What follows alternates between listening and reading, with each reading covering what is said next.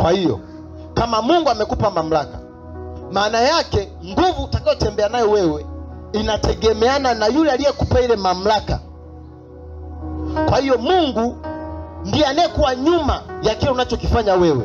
Yaani mamlaka maana yake kuna nguvu imekuwa delegated. Haleluya. Amen. Tunaposema mamlaka maana yake umepewa ufanye kwa niaba ya.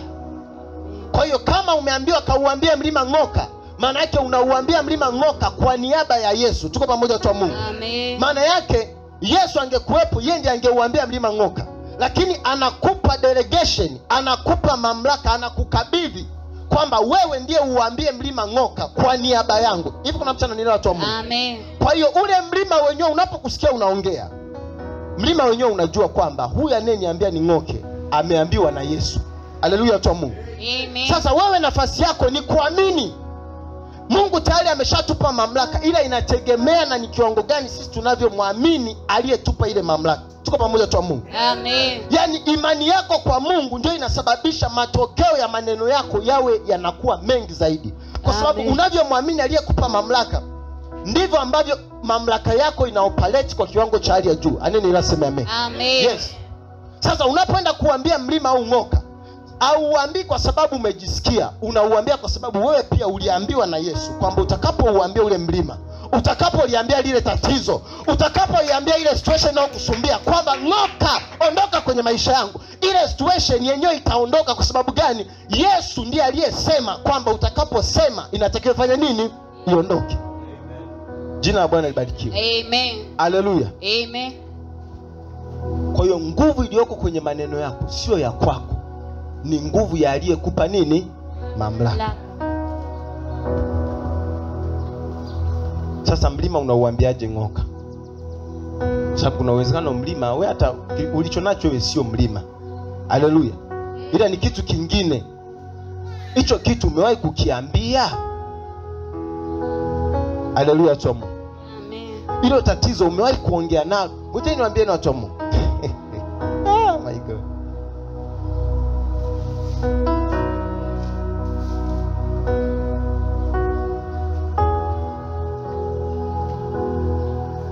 Unapotamka neno la imani, haleluya, Amen. nikufundishe sasa ulimwengu wa roho ulivyo. Kwanza kabisa unaweza kutamka neno na usione chochote. Kwanza kuna hali ndio inakuwa mbaya. Kwa nini inakuwa hivyo? Shetani anataka akuconvince kwamba hicho ulichoambia sio cha kweli. Yaani anatamani akuconvince kwamba wewe kile ulichoambiwa kwamba ukiambia mlima ng'oka utang'oka, hilo neno sio la kweli, ulidanganywa. Kwa unasema mbona mimi nilipokiri kwa kupigwa kwake nimepona na usiku hata sikulala. Shetani anataka akunyanganye. Biblia inasema shetani ni mwizi, si ndio? Amen. Shetani ni nani? Ni mwizi. Na kwenye Ufunuo Yesu akasema shika sana ulicho nacho. Kuna watu wengi hatujui kushika sana tulivyo navyo. Tunashika kikawaida. Neno tunalishika kikawaida. Shika sana ulicho nacho. Kwa sababu unaweza ukaibiwa. Unaweza ukapewa neno zuri asubuhi ya leo, ila ile tu umeenda kulipractice, shetani akakuibia kwa sababu haukushika. Kwa Mungu anapotupa kitu pia anatupa maagizo tushike sana kile tulicho nacho, kisije ikachukuliwa na mtu mwingine. Tuko pamoja tu Mungu. Amen. Kwa utashangaa hiyo wiki ambayo umekiri kwamba mimi ni kichwa, mimi sio mkia, ninakwenda kuinuka. Unasema mbona ndipo mambo yamekuwa tofauti? Hapo inayopimwa ni imani yako. Je, unaamini unachokiona au unamwamini aliyekupa mamlaka? Amen. Tuko pamoja watu wa Mungu. Amen. Yes. Kwa sababu kama mimi nimeambiwa nikauambie mlima ng'oka, nitakapouambia mlima ng'oka, vita imebaki sio yangu, inabaki ni mlima na yule aliyeniambia nikauambie ng'oka. Haleluya. Sasa ule mlima haupingani na mimi, unapingana na aliyenituma. Hivi tuko pamoja watu wa Mungu. Wewe hauhitaji kuhangaika na matokeo. Wewe mtii Mungu alichokuambia fanya. Alafu kaa pembeni, mwache Mungu aje alithibitishe lile neno. Mtu mmoja aseme amini. Haleluya. Amen. Kuna vitu tunahangaika navyo as if sisi ndio tunaotimiliza, sio sisi. Isaya 44:26 anasema Mungu ndiye analithibitisha neno la nani? Mtumishi wake. Mimi sina haja ya kuthibitisha neno.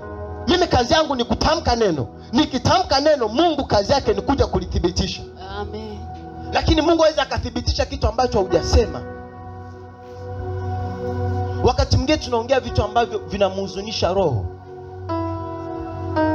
Ukisoma ile Waefeso 4, anasema neno lilo ovu lisitoke vinywani mwenu. Alafu kienda ule mstari wa 28 anasema wala msimhuzunishe roho. Watu wengi wanafikiri kumhuzunisha roho sijui mpaka uende disco unywe pombe. Kumhuzunisha roho ni vimaneno vyetu hivi. Aisee, nimechoka, yani maisha yamenichosha. Sasa Mungu anasema wewe umechoka nini wakati tunaishi ndani yake? Haleluya. Ndani yake tunaishi, tunakwenda, tunakuwa na uhai wetu. Amen. Kuna maneno Mungu anataka tuyaseme, kwa sababu tunapoyasema tunamkaribisha. Hivi tuko pamoja tu Mungu? Amen. Kumbuka kwenye wokovu anasema kwa moyo mtu huamini hata kuhesabiwa haki, kwa kinywa ukiri hata kupata wokovu. Kwa hiyo unapokiri unamkaribisha Bwana. Tumaini Bwana kwa moyo wako wote. Mithali 3 mstari wa 5 na wa 6. Wala usitegemea akili zako mwenyewe. Katika njia zako zote mkiri nani? Naye atayanyosha mapito yako. Ndivyo alivyosema. Unavyomkiri Bwana kwenye njia zako zote, ndivyo anavyokuja kunyosha nini? Mapito yako. Unavyomkiri ndivyo anatenda. Unavyomkiri ndivyo anatenda. Unavyomkiri. Ukikiri matatizo, umejimaliza.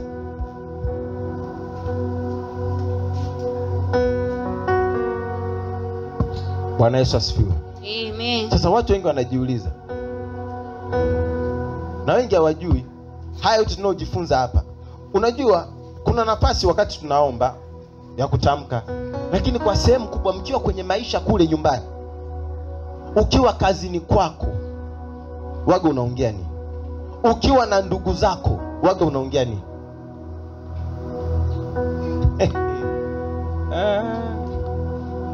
Maneno yanabeba roho. Amen. Kama unafikiri nakutania, nenda nyumbani kwako sasa hivi, ongeleshaneni maneno mabaya, uone kama upendo utakuwepo. Hata akija mgeni atajua hapa hii atmosphere kuna maneno yameongelewa. Nakwambia ukweli.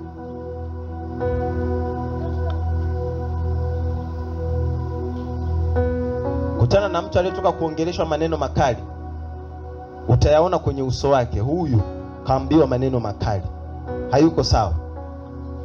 Kwa sababu maneno yanabeba roho. Haleluya. Tamka maneno mazuri nyumbani kwako kila siku, kuna roho itakuwepo pale, itatamaraki. Jina la Bwana libarikiwe. Sababu maneno yanabeba roho, roho inabeba nguvu.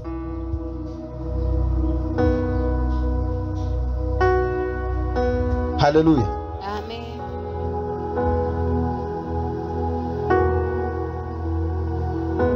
Mwambie jirani yako, tutamkiane maneno mazuri. Maneno mazuri. Haleluya. Amen. Wewe ukaelewa nguvu ya maneno mazuri. Lakini nakwambia hivi, kuna mtu huenda tangu mwaka uanze hakuna maneno mazuri ameyasikia. Watu wanahangaika, wanaposti kwenye mitandao, wanachotafuta ni comment nzuri. Yaani mtu aambiwe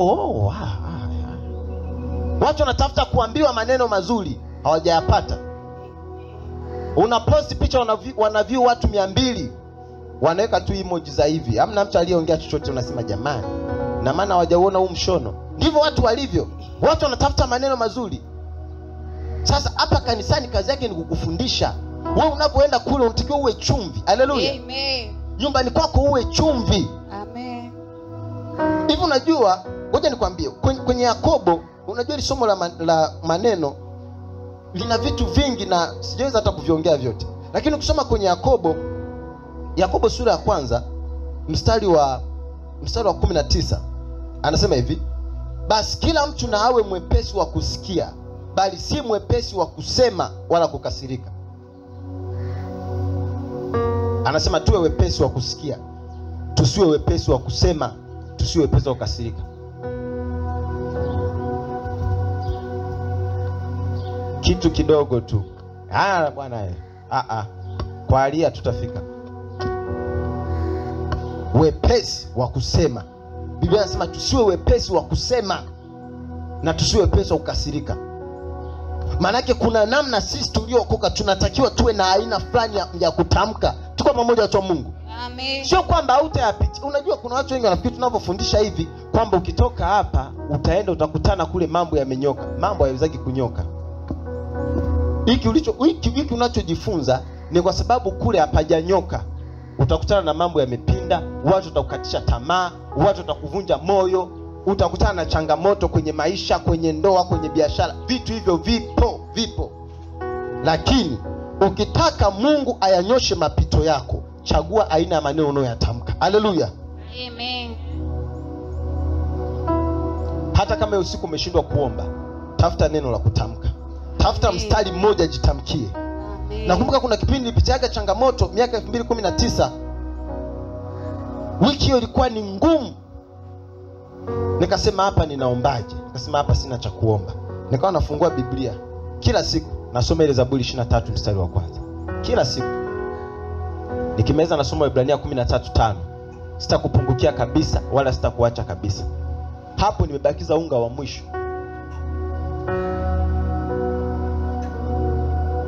Lakini neno linasemaje? Watu wanakupigia simu, mtumishi unaendeleaje? Vizuri. Haleluya. Amen. Vizuri. Kwa nini naendelea vizuri? Kwa sababu ninalo neno ninalosimamia. Unaweza kuwa unasikia maumivu kwenye mguu, maumivu kwenye mgongo, maumivu kwenye kifua. Watu wanakupigia simu, jamani mmeamkaje? Tumeamka vizuri. Kwa nini unasema nimeamka vizuri? Kwa sababu unalo neno, kwa kupigwa kwake tumefanya nini? Tumepona. Kama neno linasema kwa kupigwa kwake tumepona, uwe na uhakika kwamba Mungu ameshakupa mamlaka dhidi ya magonjwa. Tumesoma pale kwenye Luka sura ya 9, si ndio? Aliwapa uwezo na mamlaka dhidi ya pepo, dhidi ya magonjwa, dhidi ya changamoto. Mungu ameshatupa mamlaka, na namna mojawapo ya kutumia ile mamlaka ni kutamka maneno. Tuko pamoja watu wa Mungu? Amen. Magonjwa yanakusikia. Amen. Pepo linakusikia. Amen. Shetani anakusikia. Amen. Kwa sababu mamlaka yako iko juu yake. Amen. Hivi kuna mtu ananielewa? Amen. Jina la Bwana libarikiwe. Amen. Hili ni somo ambalo namshukuru Mungu kulifundisha. Haleluya. Amen. Kwa sababu kuna siku utakuja utoe ushuhuda. Amen. Fika mahali popote pale, lakini usisahau kwamba una mamlaka juu ya shetani. Una mamlaka juu ya magonjwa. Una mamlaka juu ya hali unayoipitia. Amen. Jina la Bwana libarikiwe. Amen. Kama Yesu anakuambia utauambia mlima ng'oka, na ule mlima utakutii, maana yake amekupa mamlaka juu ya mlima. Wakati Yesu anasafiri na wanafunzi wake, walikutana na dhoruba. Walikutana na nini? Dhoruba. Wanafunzi wakaanza kulia, wakaanza kupiga yowe, tunaangamia. Yesu alipoamka alizungumza na ile dhoruba, akaikemea. Ile ni mamlaka. Ile ni nini? Ni mamlaka. Na hiyo mamlaka Yesu ametupa, ametuachia, akwenda nayo mbinguni kule. Haihitaji. Yesu anachokifanya mbinguni ni kuthibitisha tunachokifanya hapa duniani. Kumbuka sisi ni mwili wa Kristo. Sisi ni mwili wa nini? Kristo. Na Yesu ni kichwa. Haleluya. Amen. Kwa hiyo Yesu japokuwa yuko mbinguni, lakini anatenda kupitia sisi hapa duniani. Ndio maana Paulo anasema hawezi akatukana. Hawezi akatukana. Yesu hawezi akakukana. Haleluya. Hawezi akafanya nini? Hawezi. Hivi kuna siku unaweza ukaamka ukachukua pango ukakata mkono wako, sema mkono si umenichosha? Yesu hawezi akakukana, kwa sababu wewe ni kiungo katika mwili wake. Haleluya. Kwa ukizungumza neno, Yesu hawezi akalipinga. Uwezo ukakiri wa Efeso 1:3 kwamba nimebarikiwa kwa baraka zote. Uwezo ukakiri Isaya 53 mstari wa 4 kwa kupigwa kwake nimepona. Uwezo ukakiri Bwana ndiye mchungaji wangu sitapungukiwa, alafu Yesu akalikana lile neno. Haiwezekani. Mtu mmoja aseme amen. Amen. Haleluya. Amen. Kwenye Isaya 49 akasema, je, mwanamke anaweza akamsahau mtoto wake anayenyonya? Akasema yes, kuna mazingira anaweza akamsahau, lakini mimi sitakusahau wewe. Amen. Never. Hawezi akakusahau. Amen. Haleluya. Amen. Nikwambie, kuna wakati unaweza ukajiona kama uko peke yako. Kuna wakati unaweza ukafika hapa kanisani ukahisi kama vile tupo sisi wenyewe. Mungu bado anatutazama. Haleluya. Anasema najua mawazo nayokuwazia ni mawazo ya amani. Kuna mahali ninakupeleka. Kuna mahali Mungu anatupeleka. Anajua yeye peke yake, hakuna mwingine anayejua. Ni Mungu peke yake ndiye anajua ni mahali gani anapokupeleka. Hakuna mwingine anayejua. Amen. Jina la Bwana libarikiwe. Amen. Unasema mtumishi, mbona hata mimi sielewi? Sasa hiyo ni kawaida. Biblia inaniambia juu ya Ibrahimu, Mungu alipomuita Ibrahimu mwenyewe alikuwa ajui anaenda wapi. Alijua tu kwamba Mungu ameniambia twende nikupeleke kwenye nchi nitakayokuonyesha, lakini alikuwa hajui nchi ni gani, hajui anaelekea wapi. Anajua tu nimetoka huku lakini ninakoenda sipajui, lakini ninamwamini Mungu. Mtu mmoja aseme amina. Amen. Namwamini nani? Namwamini Mungu. Changamoto kubwa sana ya wapendwa, tunakataa kuenenda kwa imani, tunaangalia yanayoonekana. Ukienenda kwa yanayoonekana hauna utofauti na mtu ambaye ana Mungu. Biblia inasema mwenye yake ataishi kwa nini? Mwenye yake ataishi kwa nini? Kwa imani. Mwenye yake ataishi kwa nini? Kwa imani. Kwa imani. Haleluya. Biblia inasema imani ndio silaha pekee ambayo ina uwezo wa kuzima mishale yote ya yule mwovu shetani. Haijalishi ni ataki gani shetani anaileta kwenye maisha yako, kama una ile ngao ya imani unaweza ukaizima. Haijalishi analeta changamoto gani, kama una ile ngao ya imani unaweza ukaizima. Haijalishi ni dhoruba gani inainuka, kama una ile ngao ya imani unaweza ukatuliza hiyo dhoruba. Haijalishi ni ugonjwa gani unakuja kwenye maisha yako, kama bado unamwamini Mungu hicho kitu kitaisha. Amen. Amini ile aseme amen. Amen. Shangilie Bwana kwa makofi mazuri. Amen. Glory to God. Amen. Mwenye yake ataishi kwa imani. Wengi tunaangalia tunaoyaona. Kama tulikuwa tunatakiwa tuenende kwa tunaoyaona, Mungu hakuwa na haja ya kutupa neno. Mungu hakuwa na haja ya kutupa neno. Haleluya. Amen. Mungu hakuwa na haja ya kukupa Roho Mtakatifu. Biblia inasema Roho Mtakatifu ni msaidizi wetu. Anakusaidia nini kama unajitosheleza?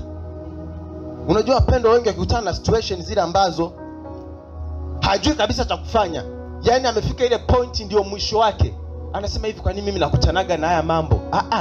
Sasa Mungu, wewe Mungu unataka umhitaji lini? Kuna watu hamjanielewa. Haleluya. Amen. Yani Mungu utamhitaji lini? Si ndio hiyo siku? Hiyo siku ambayo umetumia nguvu zako zimeisha, umefika mwisho. Ndio sasa hapo Mungu naye anapataka. Haleluya.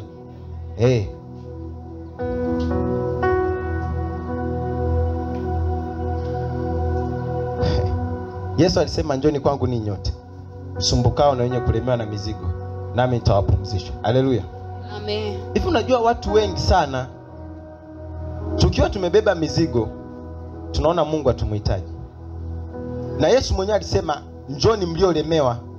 Alijua kuna watu akiwaita hawatakuja, lakini akasema mtakapolemewa njoeni. Haleluya. Amen. Anakuacha kwanza mwanzoni, kwa sababu hicho kitu mwanzoni unajionaga unakiweza. Ndio wanadamu wote tuko hivyo. Sema Bwana, yani mimi naweza Bwana. Yesu anasema okay, endelea.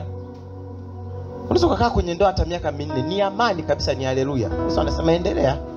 Utanihitaji hata kama ni mwaka wa 10, utanihitaji tu. Unaweza kaanza safari bila Mungu na ikano